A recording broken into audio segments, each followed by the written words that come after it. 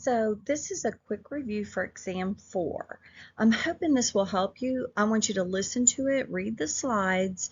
It's going to help you look at the blueprint that I provided and start to focus now. You should have been studying all week. I know there's a lot of material to study, but I'm hoping this will kind of help you get through some of that material. So let's get started. So let's talk about MS, multiple sclerosis. This is a disease process that no single test can diagnose it. It's a complex step by step to get to the bottom of it. They can MRI. We look at the brain for lesions. We can do a lumbar puncture, which is a spinal tap. The symptoms come and go. They can exacerbate and then go back kind of into a remission type piece, or they step back.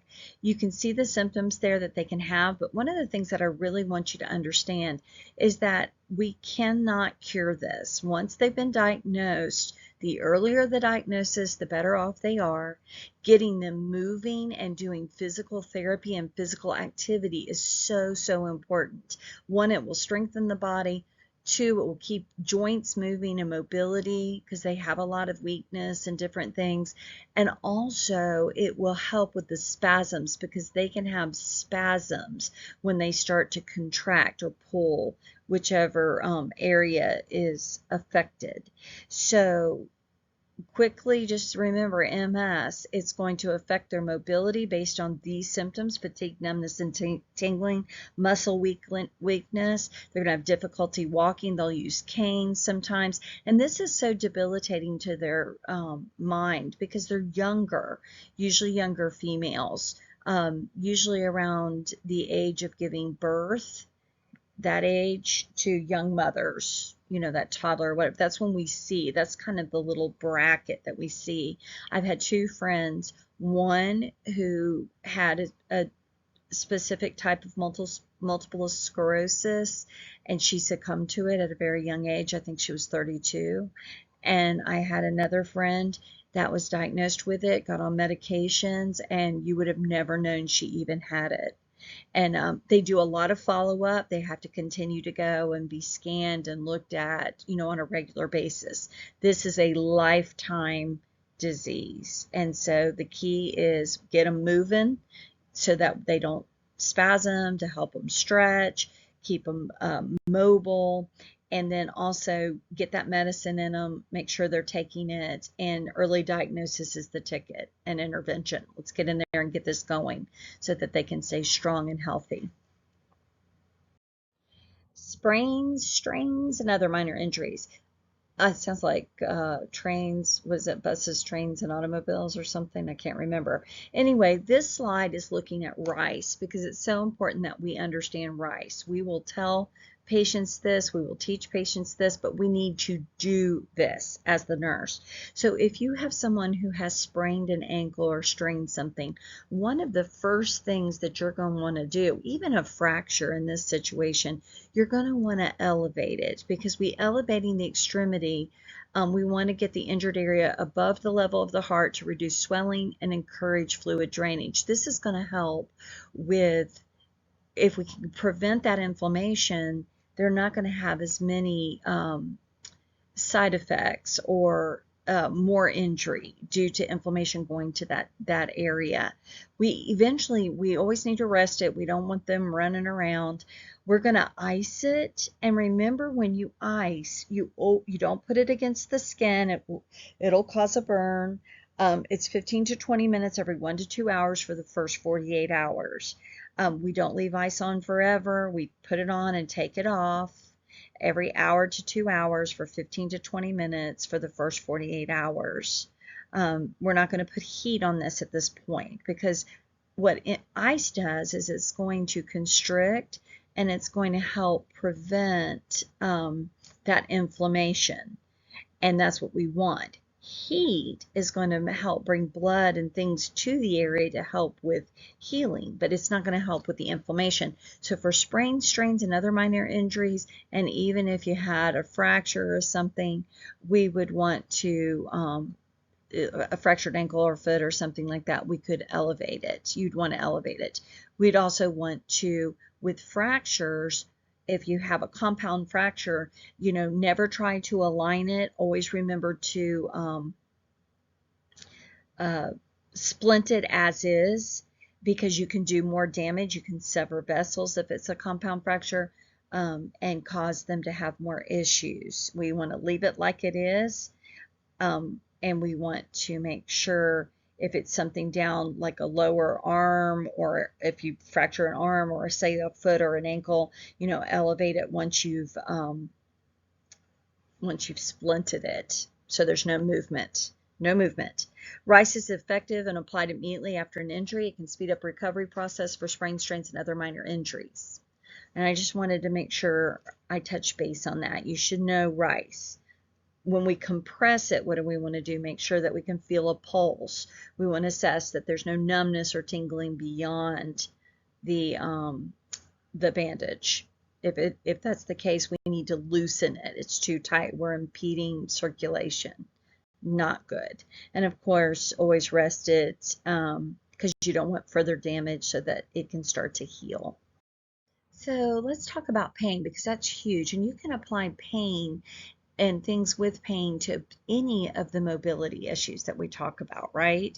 You also can take pain and go to other disease processes. Cancer, you just learned about. There's lots of pain and discomfort with cancer, unfortunately. But for this is about mobility. So one of the meds that I want you to know is NSAIDs. Just remember, NSAIDs can cause GI upset. They can cause ulcers, guys. They can also affect the bleeding and bleeding times. So we need to be very, very careful if we're taking NSAIDs. Go ahead and make a drug card on NSAIDs. You should know NSAIDs by now. Physical therapy, very important that we engage in exercises. This is going to improve their mobility and reduce pain. And just like I said prior, if they have MS, it's going to help with the spasms and all of those things that come, and that's going to help and reduce their pain. That's how we're looking, and it will keep them moving. That's what's so important. Heat and cold therapy, we talked about RICE, which is ice. This is heat and cold therapy. So if they're having discomfort, let's say they have a hip surgery, we can apply cold therapy to it. It's going to make it feel good. Those nerves are waking up where they've cut through them.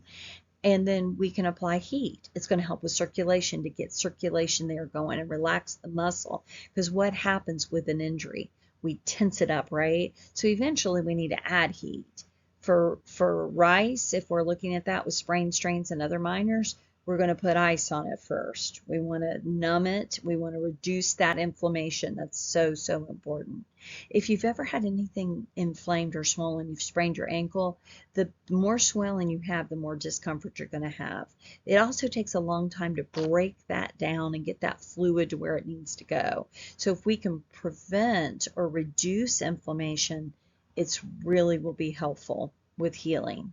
Mind and body techniques. Just remember, with pain, we can do things like television, music, lighting. We can do aromatherapies. One out there, meditation is listed here. Let's just do any non-invasive to help reduce pain. But if they've got medicines for pain, or they're going to take an NSAID for pain or whatever, when we're teaching our patients, we're going to teach them these things, but we also want to tell them to take their medicine when the pain begins, not after they're a 10 over 10 on the pain scale, because it's harder to get pain control if it gets out of control. So I used to recover open heart patients. One of the things I always told them, it's going to hurt. They cut your sternum open, they had you open for hours, they closed you back, wired it shut, glued it together. There's no way it's not going to hurt. It's as simple as that. But I need you to tell me when you start to hurt, so I can get something in you that will help you, so you can deep breathe, cough, and walk. Because those three things we're going to do all day. And let me tell you, those patients are great. They'll say, I'm really starting to hurt.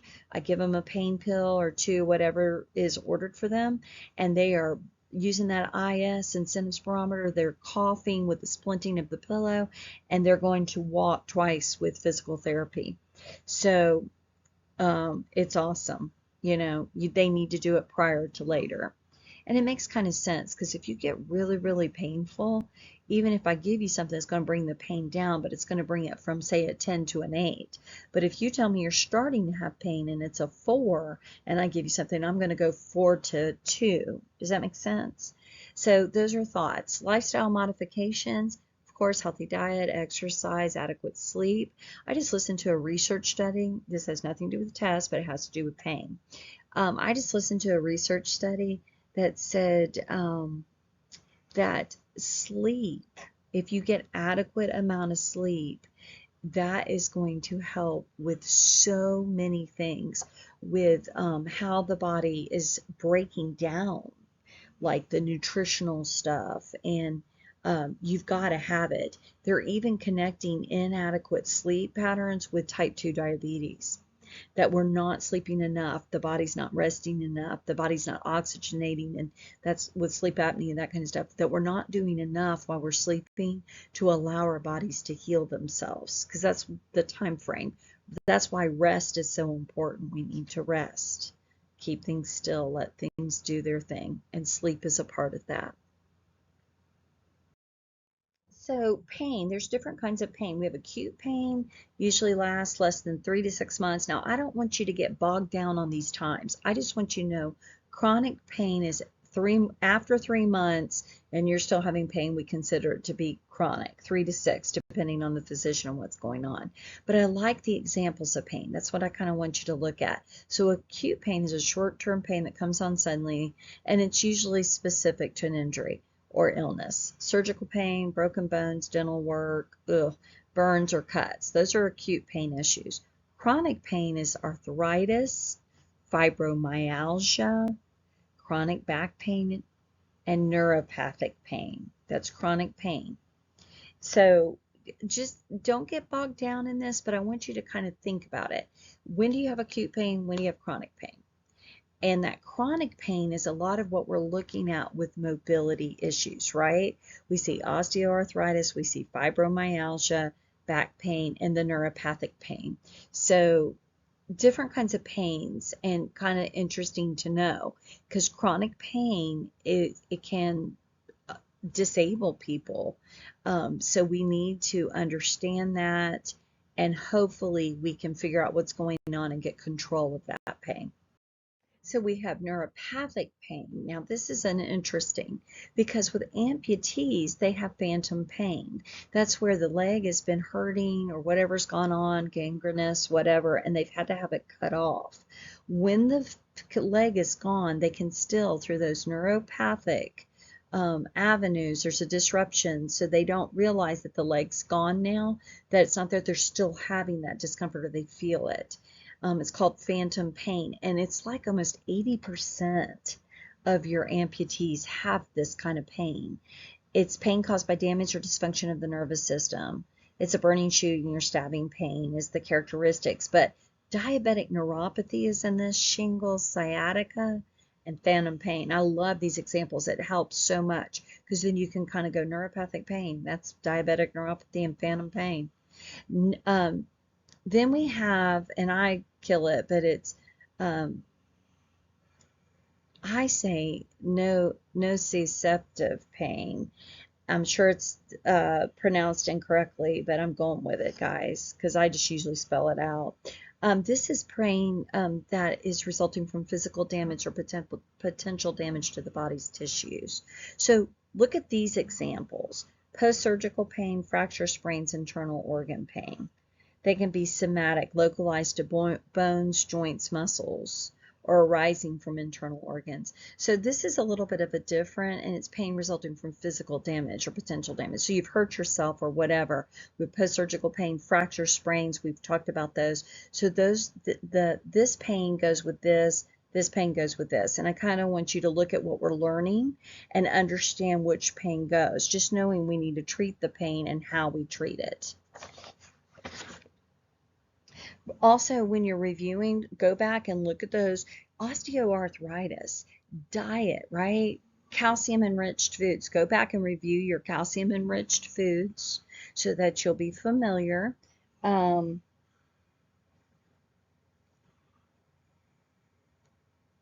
And remember, with osteoporosis, once you have it, you need to be taking calcium and vitamin D, because vitamin D will help you absorb the calcium. It's much needed.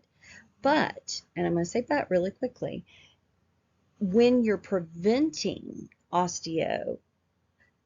arthritis, the thing to do is exercise, weight-bearing exercises. And yes, you're still going to take calcium that can help prevent it, but the best thing you can do is weight-bearing exercises. I learned a long, long time ago, if you walk, run, it's pounding on the ground. Those are weight-bearing exercises. And I found this interesting. My son and I were talking the other day, and he was talking about swimming. And they used to make, he swam and was a state qualifier and all this stuff in swimming years ago. And he was saying, yes, we had to go work out and do all this running and all this physical activity outside of the pool. And then we had to get in the pool. And actually, somebody asked, well, why would you have to do that? Because swimming is one of the best exercises. And it's the weight bearing that builds that muscle and helps with all of that. Well, guess what else it does? It pushes and keeps calcium within the bone. And that's why it's so vitally important. Another thing is interesting about this is that astronauts if you're in space, they have to exercise 4 times more, 4 or 5 times more than a normal person, because they'll lose muscle mass in great quantity. Think about this. Are they weight bearing exercise and pushing calcium back into the bone? No. So they have issues with calcium deficiency and bone demineralization. So something to think about as you study.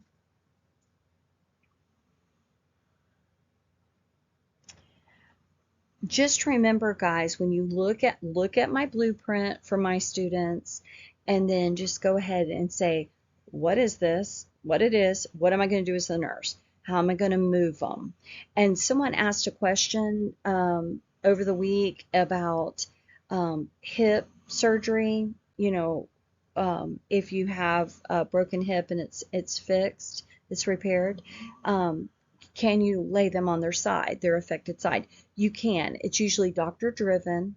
We don't do it the first day out of surgery, just pop them over right there on that bad hip. But just remember this, if you're going to move someone that's had a fractured hip and has had it repaired, you need to have pillows in between the legs. But lots of times on a fracture floor, where we'll get a lot of these patients, they're immobilizing type pillows. I can't think of what they're called, but they go in between the legs. We can strap them so we turn them. You never want the affected leg, to cross the good leg.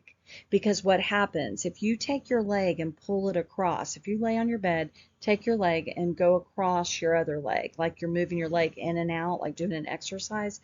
When you come across, feel your hip. That ball and joint moves, and with that motion, you can damage the surgical hip replacement. So we keep those legs apart. We never want that to happen. They do not cross, never, even as they start to heal. And in time, it will heal, but it takes months to heal. So usually around 6 weeks, the doctor will be like, you can lay on that affected side for a longer period of time, making sure that you propped all the pillows. But what I'm saying in my lecture is it's okay to turn them on that side. You can put that immobilizer in there or pillows, just make sure the legs do not cross, and you can turn them to change the bedding. But just make sure those legs stay apart no matter what. So I hope this helps, guys.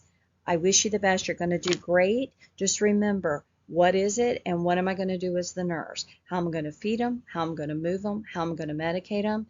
And for this test, the meds you need to know are NSAIDs and Fosamax. And I don't want you to go specific NSAIDs. I want you to just have a broad understanding of NSAIDs. They're in a class. And what do we need to know about them? Cause bleeding, they do these things. Okay? I hope this helps.